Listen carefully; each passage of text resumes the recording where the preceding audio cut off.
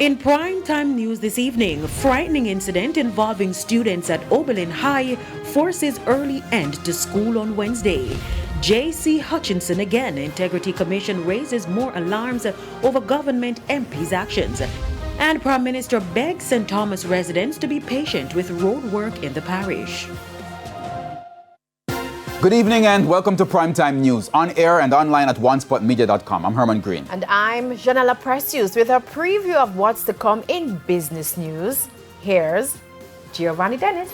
Well, Janella, it's good news for motorists at the pumps as gas prices will be going down. I'll tell you by how much in the business day. All right, thanks, Giovanni. From Giovanni, we go to Jeremy. Jeremy, what's coming up in sports? Well, thanks, Herman. Well, it seems it's not only teachers and nurses who are migrating, but top local high school track and field talent as well. We'll tell you more a bit later on. There's also sports commentary, E-Prime and weather in this newscast. But before the break, the feedback question. Our question this evening: what do you think should be done to make it easier for more Jamaicans to serve on public boards? You can share comments online, facebook.com/television Jamaica, and tweet us at TelevisionJam1.